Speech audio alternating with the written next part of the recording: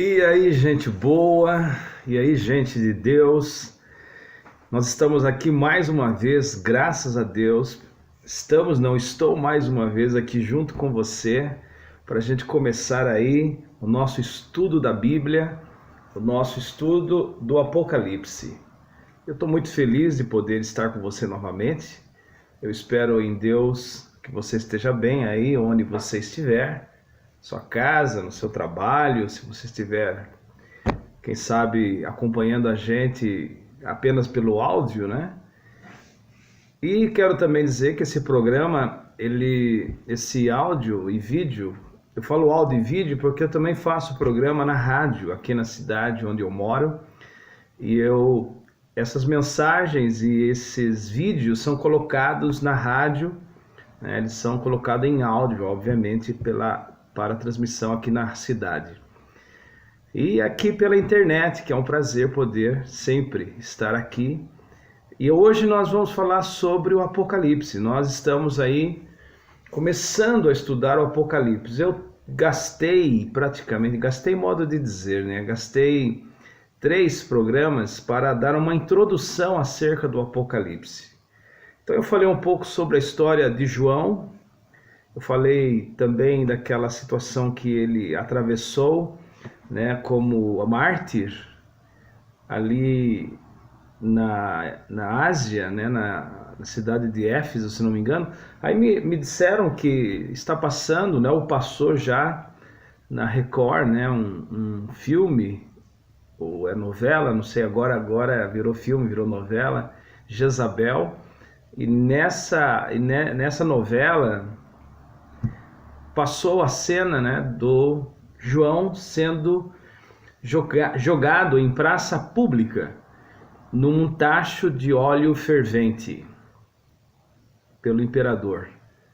Eu achei interessante porque é algo assim que muitos não sabem, né, desse episódio, e tem registros históricos em relação a essa situação que João enfrentou antes de ser levado para a ilha de Patmos. Eu falei sobre o apóstolo João e como foi que aquela profecia de Jesus andando com Pedro na praia da Galileia depois da ressurreição, ele vendo o João seguindo ele ali atrás, e Jesus proferiu uma profecia acerca daquele que estava seguindo os dois, né? Jesus e Pedro. João estava atrás. Como ele deveria permanecer até que Jesus voltasse. Quando Jesus disse isso, eles entenderam que Jesus estava se referindo à sua volta com poder e grande glória. O próprio João trata de explicar isso, dizendo que não quer dizer que ele não ia morrer ou que alguma coisa mais, digamos, sobrenatural iria acontecer com ele, apenas que ele iria permanecer dentro de um propósito de vida até que Jesus aparecesse de novo para ele. E essa aparição de Jesus aconteceu na ilha de Patmos. Eu tomei algumas decisões para falar sobre esse livro em relação ao estudo que nós vamos fazer. Eu só tenho aqui na minha mesa essa Bíblia, que é a que eu uso, a minha Bíblia velhinha aqui, e eu tenho uma Bíblia de estudo com notas de rodapé e que eu uso também para fazer algum tipo de pesquisa. Apesar que hoje esses dados técnicos, digamos assim, você pode encontrá-los na internet. Hoje tudo que você pensar em termos de história, geografia, arqueologia, datas, descobertas, tudo você vai encontrar na internet. Então eu não vou me ater a dados técnicos, a informações que você pode encontrar em qualquer site, em qualquer fonte fidedigna de informação, porque embora a internet seja algo interessante, coisa muito boa, eu fico assim maravilhado com a internet, né? Na minha idade, eu ainda sou da época né, da vitrola. Eu sou da época da vitrola e minha geração teve o privilégio de ver assim todo esse processo de evolução, de desenvolvimento que a tecnologia experimentou. Então, sinceramente, eu me regalo na internet, em leitura, baixar livros, ir atrás de mapas, imagens, pesquisa, idioma, cidades. Eu me maravilho, porque na minha época, às vezes na minha época, tinha que comprar, se eu quisesse pesquisar um mapa, se eu quisesse saber como que é uma cidade, tinha que comprar o livro para poder pesquisar. Hoje não, hoje está tudo aí. Isso é bom, extremamente bom, mas isso também é perigoso, porque tem muita coisa que nada a ver, tem muita especulação, tem muita superstição, tem muita invenção na internet. Ó, vou te dizer uma coisa, a própria Wikipédia, né? Wikipédia não é muito segura, né? Quando você for fazer pesquisas na internet, nunca fique atrelado a apenas uma única fonte, né? Vocês estão acompanhando aí toda essa questão da fake news, né? No mundo político, econômico, a fake news.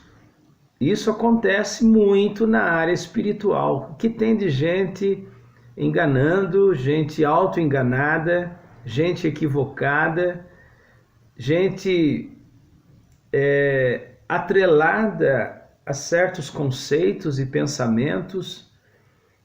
Então, quando você for fazer uma pesquisa na internet, nunca fique dependendo de uma única fonte. E sempre vá atrás de sites, de fontes assim sérias, fidedignas. Aí você fala, mas como que eu posso saber o que é bom e o que não é bom? Só pesquisando. É só pesquisando, é só fazendo comparações, né? Então eu não vou me atrelar a questões técnicas, por exemplo, a detalhes arqueológicos, geográficos. A ilha de Patmos fica no mar Egeu, né, ali na costa da Grécia. Essas coisas você pode encontrar na internet. Tem fotos da ilha de Patmos. Eu acho que eu vou colocar algumas coisas que eu estiver falando, eu vou colocar aqui junto com o nosso vídeo. Vou colocar também os pontos importantes que são, eu digo que são pontos que... Lembra que eu falei num vídeo anterior que a revelação do Apocalipse é como um pântano. É como um pântano e tem pedras por onde você pode pisando... Claro, estou ilustrando, né? Estou ilustrando o que estou falando. Então, tem pedras sólidas onde você pode pisar, que você sabe que é uma revelação do Evangelho. Não vai ter especulação, imaginação, como eu falei, né, foram dados já datas sobre a volta de Jesus, o fim do mundo. Esses dias eu estava me lembrando do Apocalipse Maia. Lembra do Apocalipse Maia, 2012? Eu fui convidado para dar uma palestra lá em São Paulo sobre o Apocalipse Maia. Não fui muito bem... Foi meio assim que frustrante para quem estava lá, porque eu não acreditava mesmo que o mundo ia acabar em 2012. Graças a Deus, né? Eu não acreditava, mas eu lembro que alguns meses antes estava assim, havendo um rebuliço no meio esotérico, no meio cristão, no meio religioso, se o Apocalipse Maia de fato ia acontecer. Aí eu fiz uma série de pesquisas eu lancei um livro meu lá em São Paulo, num auditório lá em São Paulo, e ligaram para mim, né, antes do evento do Apocalipse Maia acontecer, ligaram para mim se eu podia dar algumas palestras que, né, fossem esclarecedoras.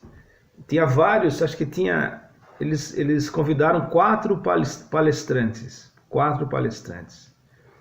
um espírita, um esotérico, um escritor de um livro lá, não me lembro agora, e eu. E foi assim, eu não digo que foi decepcionante para eles, porque eles estavam abertos para ouvir todas as interpretações.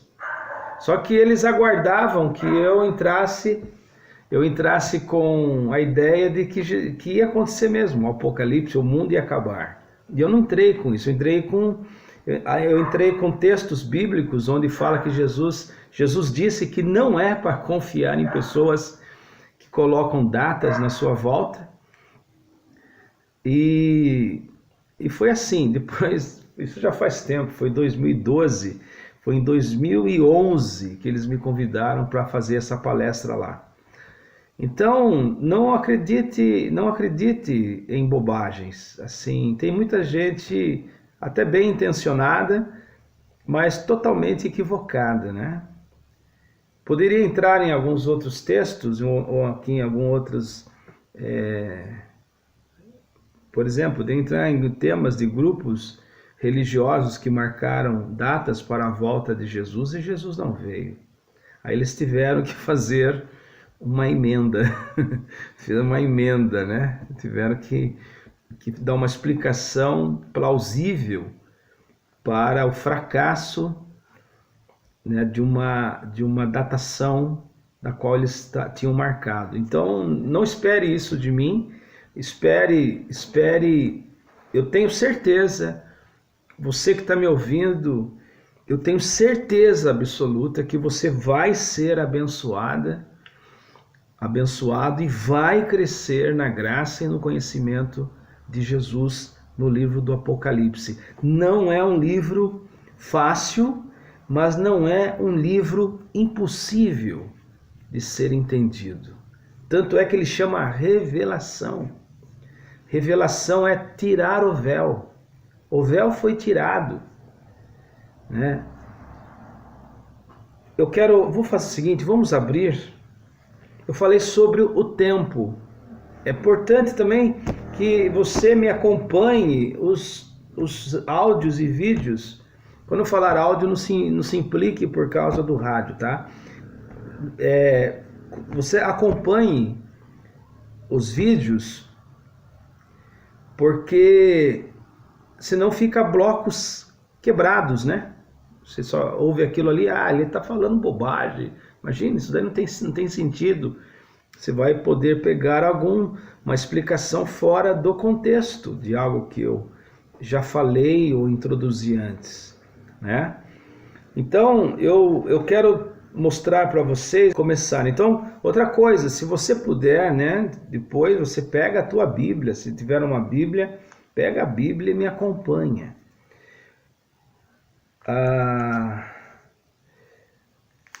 A leitura, eu vou começar de novo, porque no vídeo anterior eu já comecei lendo, mas eu só li os 3 primeiros versículos. Eu vou ler de novo, e na medida em que nós estivermos, né, avançando na leitura, a gente vai explicando algumas coisas, tá bom? Vamos lá então? Apocalipse capítulo 1. Revelação de Jesus Cristo que Deus lhe deu para mostrar aos seus servos as coisas que brevemente devem acontecer. Enviando-as pelo seu anjo, as notificou a seu servo João.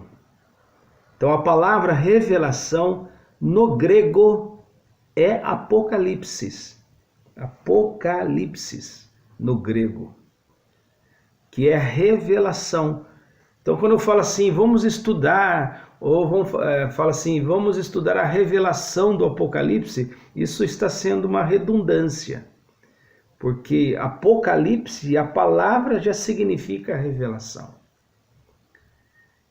E no grego é remover o véu, tirar o véu, revelação. Então, Jesus tirou o véu do livro misterioso do Apocalipse. Revelação que Deus lhe deu. Aí eu falei também, né, que há uma cadência aqui, né? Há uma ordem. Deus deu a Jesus a revelação, né? Que Deus lhe deu para mostrar aos seus servos, nós, as coisas que brevemente devem acontecer, e enviando-as pelo seu anjo.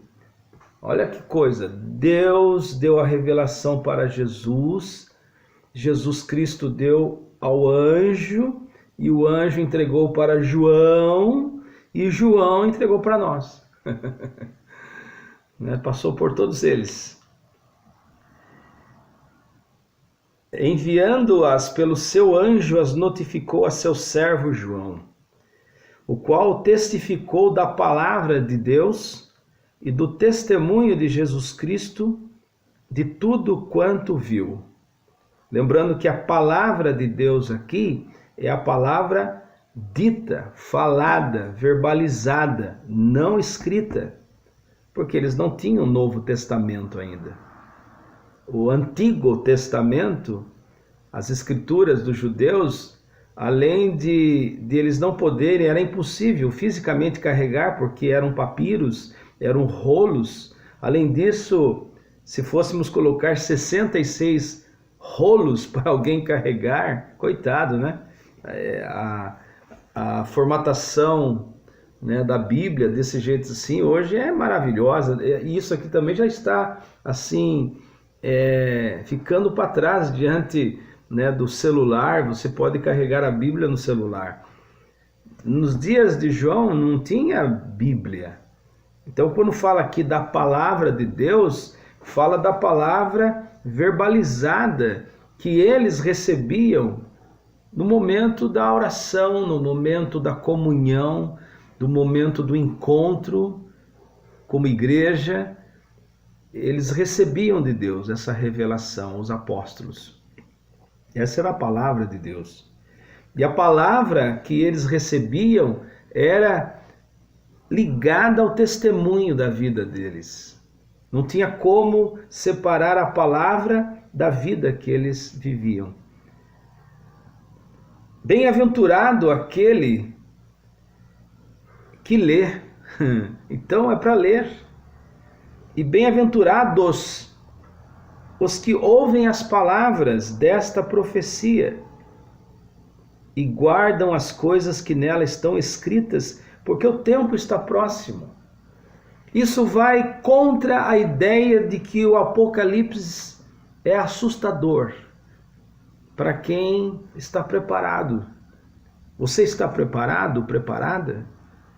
Vai contra, porque aqui ele fala bem-aventurado, feliz, privilegiado, privilegiada, aquele que ouve as palavras desta profecia. Não é para ficar com medo, não é para ficar apavorado como o filme de Hollywood que impressiona, né, com seus efeitos, tal. Não, fique feliz. Você que está aqui, olha o interesse seu em aprender o Apocalipse. João, verso 4. As 7 igrejas que estão na Ásia, graça a vós e paz da parte daquele que é e que era e que há de vir, e da dos 7 espíritos que estão diante do seu trono. Eu estou lendo o que está escrito. 7 igrejas na Ásia, elas formavam, coincidentemente, essas 7 igrejas formavam um círculo na Ásia, e essas 7 igrejas histórica, geograficamente literais, iriam receber as mensagens que João estava para receber do anjo. A mensagem, a revelação era da parte daquele que era passado, que é presente e que há de vir. Passado, presente, futuro, onde lá em Hebreus 13:8, se não me engano, fala que Jesus Cristo é o mesmo ontem, hoje e para sempre. Então é dele que está vindo a mensagem. E da dos 7 espíritos que estão diante do seu trono. Fala de 7 espíritos de Deus que estão diante do trono de Deus. Que 7 espíritos? Não é um espírito só? É um espírito só. O Espírito Santo é um só, mas ele tem 7 características. Ele tem 7 funções. O Espírito Santo. Se você abrir a sua Bíblia, e eu vou abri-la agora aqui, em Isaías, no capítulo 11, fala quais são os 7 espíritos de Deus. Isaías, capítulo 11, verso 2. São 7 espíritos. O espírito que estava sobre Jesus Cristo e o espírito que está diante do trono. Capítulo 11 de Isaías, no verso 2. Diz assim, ó: e repousará sobre ele, o Messias, o Espírito do Senhor, o Espírito de sabedoria e de entendimento, o Espírito de conselho, o Espírito de fortaleza, o Espírito de conhecimento e o Espírito de temor do Senhor. 7 espíritos. Os 7 espíritos lá do trono, em Apocalipse, que fala da parte dos 7 espíritos, são esses 7 aqui. Espírito, mas fala, mas o Espírito do Senhor não é tudo, não é um só? Não é uma coisa só? Não era. Não. Por exemplo, tem gente que tem um espírito alegre. Tem gente que tem um espírito introvertido. Tem gente que está com o espírito eufórico, né? Tem gente que tem o espírito de aconselhamento. Mas aquilo é uma característica que desponta nela. Aqui também diz, então, o Espírito do Senhor, o Espírito de sabedoria, o Espírito de entendimento, o Espírito de conselho, o Espírito de fortaleza, o Espírito de conhecimento e o Espírito de temor do Senhor. Está sobre... Essa aqui é uma profecia que fala sobre o Messias. Então esses são os 7 espíritos que aparecem aqui diante do seu trono.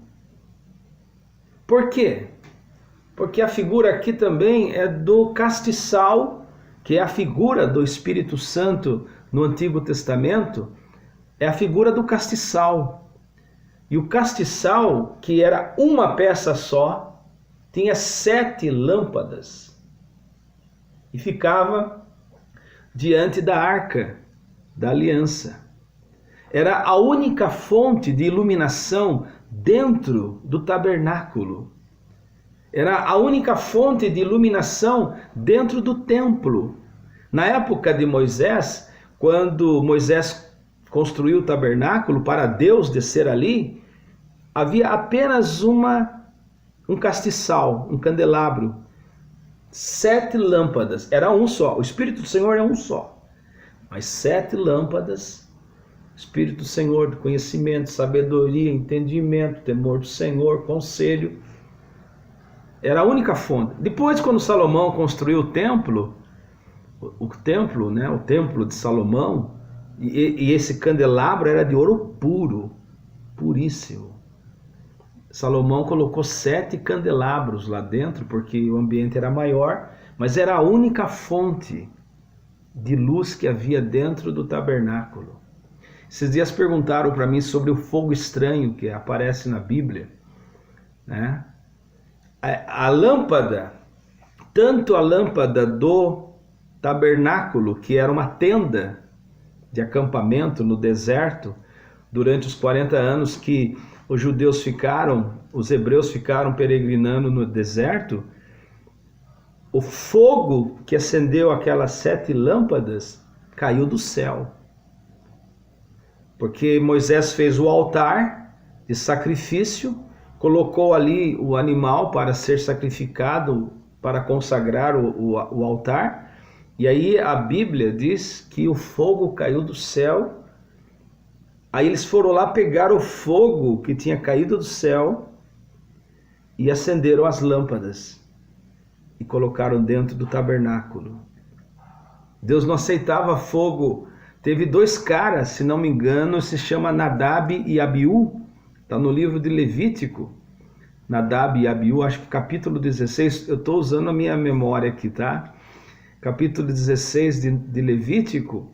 Nadab e Abiú eram sacerdotes, eles tinham que entrar no templo para fazer o serviço sacerdotal, e eles, idiotas, eles tinham 3 problemas: estavam bêbados, tinham bebido, e eles acenderam a lâmpada, porque eles tinham que entrar com o castiçal, né? Com o castiçal, com um incensário. Os 2 tolos foram e acenderam, pegaram um fogo, fizeram um fogo ali, bateram a pedra, né?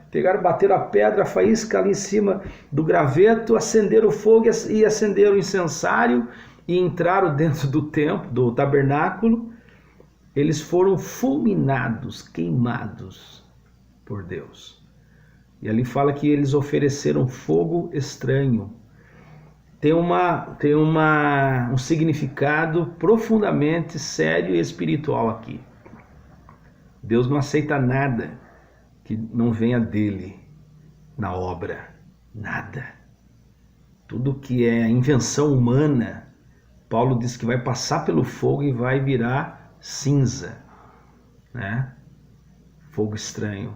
E quando Salomão fez o templo lá em Samuel, né? Segundo Samuel, que ele fez o templo, a mesma coisa. Ele não se atreveu a acender as 7 lâmpadas com fogo feito na casa.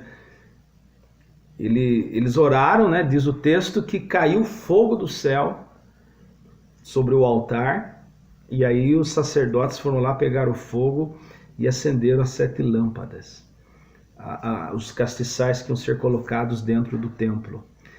Eu tenho que ficar atento ao meu relógio aqui, né? Vou fazer o seguinte, eu vou parar aqui, tá bom? Eu vou parar aqui porque eu também vou respeitar o teu tempo e quero que você assimile estas coisas. Olha, dá para parar em cada episódio, cada versículo tem uma lição profunda para nós aqui, no livro do Apocalipse. Fogo do Espírito Santo, que tem que estar queimando dentro de você e de mim. Fogo de Deus, esse fogo tem que vir de Deus. Não deixe fogo estranho na sua vida. Não aceite fogo estranho na sua vida.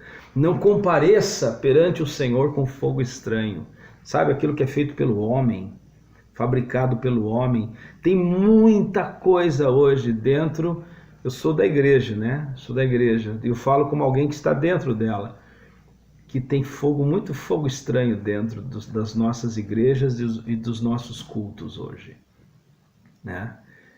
Mas que nós possamos permanecer com o fogo do Espírito, que você seja cheio do Espírito, se encha do Espírito Santo de Deus, aquele que era, que é e que há de vir, e da parte de Jesus Cristo, que é a fiel testemunha, o primogênito dos mortos e o príncipe dos reis da terra, aquele que nos ama e pelo seu sangue nos libertou dos nossos pecados. Eu vou parar no verso 5 e continuo na próxima audição, no próximo vídeo, tá bom? Que Deus abençoe a sua vida. A gente se encontra por aqui. Olha, só para terminar, junto com essa série do Apocalipse, estou preparando uma segunda série, Fogo e Sangue. Vou chamá-la de Fogo e Sangue. São mensagens de salvação e mensagens do batismo com o Espírito Santo. E eu convido você para estar comigo, tá bom? Ore pela minha vida, que eu estarei orando por vocês, e que Deus te abençoe. Fica na paz. Tchau.